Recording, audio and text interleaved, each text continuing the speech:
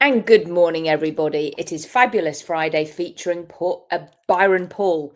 And Byron, I met you at a conference. We were doing a workshop together with Rich Guzzi. And do you know what? I had no idea that you were an author as well. So absolutely fantastic. Please take it away. Tell us about your books and your journey with it all. Sure, it's good. Yeah, and we've crossed paths a few times. I've heard of the bunny talk process. Read a little bit about that. And you were very excited. I remember you very excited when you introduced that and to the community. And we're kind of just about as excited about our book. So this is our. I'm a writing partner, and this is our first collaboration, our first venture into fiction called The Ninth Sorcerer, and it's been available on Amazon for a little while now, and things are tracking and it's pulling up. In fact, our sequel to it is in final edit, so we're really excited to have the second one. And it's got a whole world. So my writing partner is a young man based in Philadelphia, and there's an amazing backstory to it. It's this world that was built out first in his head, and then we took it on the paper, and it's an endless worth in the universe that's there. And so we have the one novel, the main novel, story of a character named Talon, that's out, it's done, and then the next part of his saga, as I said, is going to release in probably about a month or 5 weeks or so. That's out. And then there's all kinds of little short stories that go like in between or different places, things that we didn't think was necessarily worth a whole book, but was an interesting little piece. So those are just like little snippets that people can read in 4,000 or 5,000 words and have there. So it's a very rich world. It's a world like ours, but not like ours. So it's urban fantasy is considered the genre. It's got it's the Ninth Sorcerer, so obviously it's got magic and spell casting and good guys and bad guys, as all good novels have. But it's also a coming of age story, as our primarily our main character, but the other characters as well. They're all in that range of early 20s, 19, 20, and how they figure out what it means. And there's a lot of metaphor, and there's a lot, like, it's a good read, like it's an enjoyable fiction book, Yeah, sounds which is great. important. But there's a lot of metaphor, there's a little bit of commentary, it's not a political book in that sense, but it causes one, I think, to reflect. So the genesis of it was that my writing partner, goes by Itsa Mari, we'd known each other for a while, and we've been doing stuff, and he mentioned that he was writing a book, and I said, "Oh, that's cool." And we chatted, and he said, "What do you want? Do you want to see what it's like?" I said, "Sure, I'll take a look." And he sent some of his early drafts of the first chapters to some of his friends, and I was pretty much the only one who gave him any like kind of actionable feedback. Everybody else sort of said, "Oh, that's really good," or "Oh, that's stupid," which was kind of a bit of a blow to him. I remember we told him about that. It's like, well, take where it's coming from. But I gave him some actual actionable feedback, Yeah, and yeah. I said, I would approach this way, or I would do this, or I would do that, and that turned into a collaboration, and that's been a really great process. But then around one of the drafts, it's like he took the initial draft of the story, into a completely different direction and introduced a couple of very interesting concepts. And one is that in this world, due to some history that's happened 500 years ago, where there was a giant war involving deities and a whole bunch of things, is that women became the very dominant force in their society, Hmm. and uh, males are in a much more subservient position, or at least they were 500 years ago in our timeline. And now they're at the stage of their history where that society is beginning to say to itself, well, what needs to change here, and what's right, and how should people go? And I'm reading this the first time I saw that part of it, and I'm like, why would that bother me? Why would there be any part of me that says, well, that's not right? Because why? I mean, I've said for years that I'm a small F feminist. I believe in equality. I believe in opportunity. I believe in choice. I believe in empowerment. So why would it bother me at all that in a fictional world the traditions that have shaped North America or shaped our society are upside down or backwards or different. And then we just went with it. And, it's not, there will be some readers. We know there will be some readers who might even really enjoy the genre who will say, I can't handle that women are in all the power positions. Okay. I mean, okay. There's lots of other books to choose from. And, it's not that we wrote it for women or for men or it's not a kid's book. We don't market it as a kid's book. It's our target market is people who enjoy that urban fantasy, that sorcery, that genre, who are probably 16 to 25 for the most part. But there's lots of people my age who enjoy it. And if a parent decides that it's suitable for their younger children to be reading, there are some bad words, and there are some situations that are adult situations. So we suggest that sometimes people write in a fantasy genre or that, and they think, oh, that's a story about a magician, that's for kids. And it's like, well, no, there's some other themes to explore. So what hooked me into the process was when Mari started, it was the characters. And when you write a book, it's like, these people, like they're I'm like, oh, I'm rooting for them. And so in this particular series, most of the initial ideas, most of the initial thoughts came from my writing partner.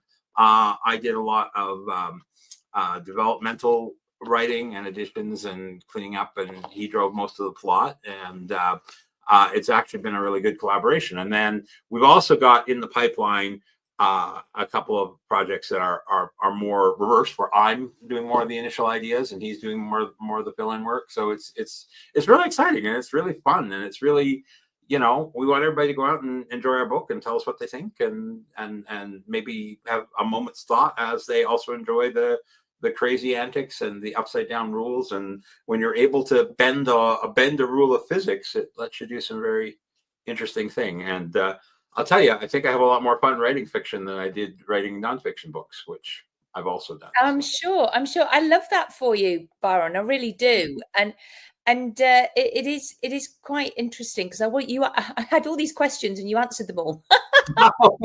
So, which was told me to go, so I went. Yeah, no, I was, because I was curious. What is it like? But I do have another question. Is there a character then within the book that you particularly like, or is there one that you dislike? Because you said that as you're building these characters, you're rooting for them. Yeah, you just said there was always a goodie and a baddie. So it's like, tell me. Yeah, it's interesting, because we did our advanced reviews and our reviews that come in on Amazon and stuff like that. And I like our lead character, Talon, as a scrappy little underdog who's 19 at the beginning of the story and just got accepted into this very prestigious university, and has society is stacked the deck against him. So he's a little bit the underdog. He's a little bit insecure, a little bit finding his place. I mean, that's kind of the point of it. And then at the same time, we learn very quickly, so I don't think it's giving anything away, that he's been gifted with an ability that will end up making him one of the most powerful figures in his society at the end of his character arc, and as he grows, right? So, and he's coming into his power even as a young man. What does that mean in terms of what responsibility do I have to give back to my society? How do I shape my society? What do I do with my friends? What do I do with my enemies? What do I do? So I like him. I'm more in his head, or he's more in mine, probably, than some of the others. We have a lot of characters, and Talon has a best friend. He has a couple of love interests that haven't so far worked out for him, but we're all cheering that maybe he gets there.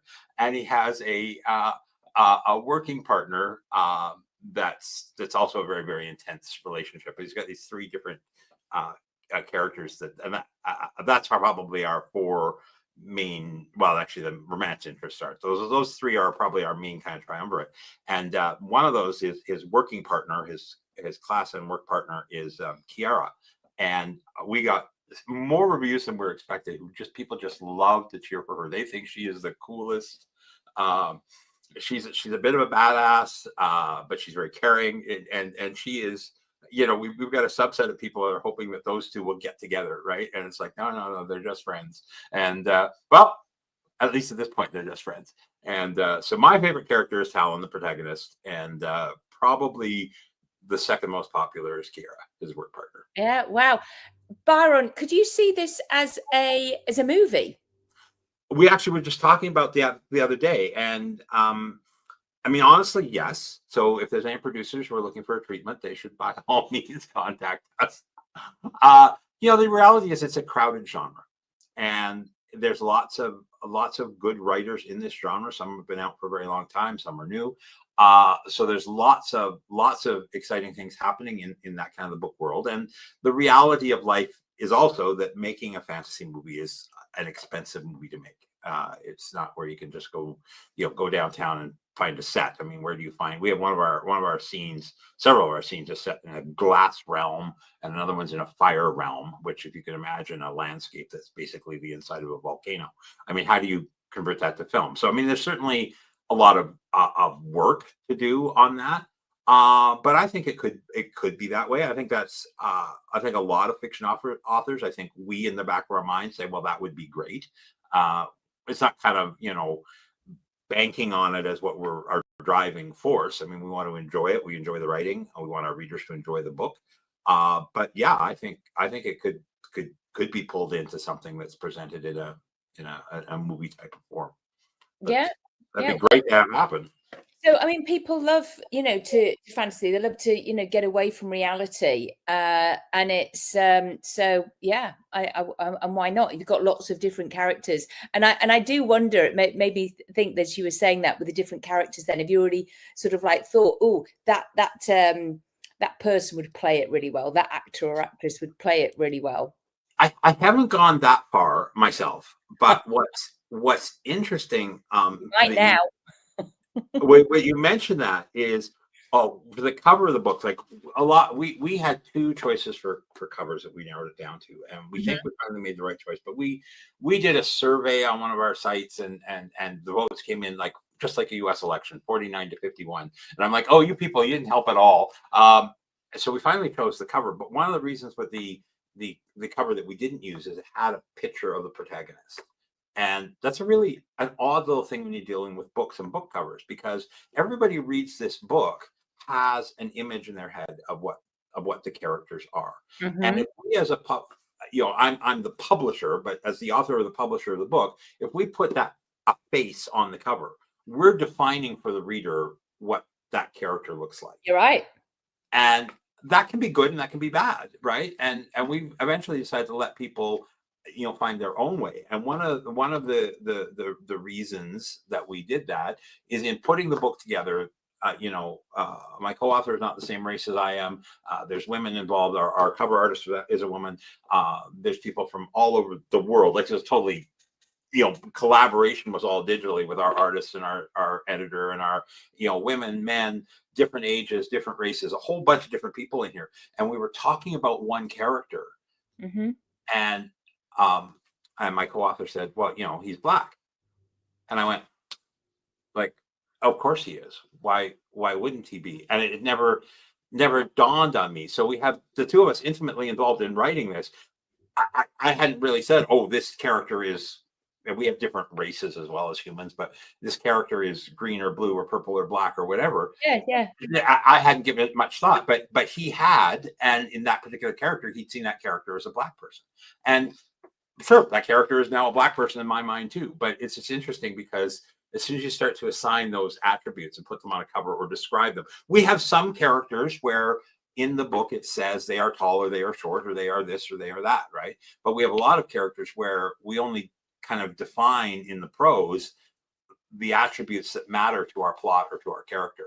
And in terms of how they wear their hair or how they dress or what their skin color is or whatever, we leave that out there for everybody to fill in, which I like better, actually. So no, I haven't got to answer the question. I haven't got to the point of assigning Hollywood stars to our characters just yet, but I've given some thought to how they'd look. Well, it's a bit of fun. It's I mean, it's you may well do now that I asked the question. planted the seed. But it's, as I say, it's just that then it's just more, and then maybe as you're writing the next book, you may think, and it would be great if this could become a movie or a series for you. It would be awesome if that develops, and there's always that possibility. I mean, our next immediate goal is selling a few more copies and getting some more reviews on Amazon. The reality of life right now is that there's a lot of challenges to being an author. I have a young friend actually from my improv group of all places that was all set about coming out of pandemic in his early 20s. He was going to go off to college and study writing. Like, he wanted to be a writer, and he changed his plans completely because he said, well, with AI, there's going to be no jobs left in that. And the type of writing that he was considering as a career is heavily influenced by AI. And so he has a point, and now he's trying to figure out what he's going to do next. So you've got a lot of people who think that AI can just write all of our content for us and it'll just be amazing. And AI is a great tool. And I use AI to do a lot of things in my life, but not to write this book. And but that's making it tough in the field. And for years now, we've had the marketing has changed from brick and mortar bookstores to Amazon. That's been, I would say almost decades now, where people do not go into a bookstore the way they used to, at least the mainstream people. And you find a good quirky little corner bookstore and it becomes your second home if you like books. But even you go into like the big box stores, I mean, there's fewer and fewer. In Canada, we have Chapters was the big book, and then it became Indigo, and then it's similar to Barnes and Noble. But you go into those kinds of things now. First of all, there's a lot fewer of them to go into, and you go in and they're giftware, and they're you buy clothing and office supplies, and the book section seems to be shrinking. Yeah. And so I encourage people, read books, buy books, even if you're not our book, but please. So and then on top of that, the how your title is positioned in the online platforms and the catalogs, and even for that matter on the store shelves in a bookstore, is so dependent on what the algorithms are saying and what the reviews are saying and what so it's doing things like this helps for sure, getting word out and getting people, encouraging people to look at the Ninth Sorcerer, to pick up a copy. But it's in large part driven by the reviews and the little stars and things like that. And because people want to, they want to belong, and they want to feel like so they want to read things other people say are good. They want recommendations, reviews, star ratings really matter in the life of a book. We look, it's true. And so that's our next thing, and that's what I'd like everybody to do. We made a conscious decision. I think there's a hardcover version that is or will be available shortly if it's not online yet, but that's really just for us to have on our prac shelves. But I think it's a beautiful looking book, and I still to this day prefer reading fiction in my hand. I have a lot of digital copies, a lot of the things, but I do like reading a book. We kept the price as low as we possibly could. It's a fairly large book as the genre goes. And so we've kept the price on the paperback at what we think is reasonable and best we could do. But the ebook on Amazon, we set down at 99 cents in the US and Canada. And one of the reasons to do that was to get people just into the story, into the world before the sequel comes out, and to encourage people to leave us some reviews. So you can pick the book up for a song. In fact, in Canada, we have a dollar coin called the loonie, and I will send people a loonie to buy my book, right? So we're really hoping people will give it a shot, and we value feedback. We love to hear from readers. We love to read the reviews. We love to see what people think of it.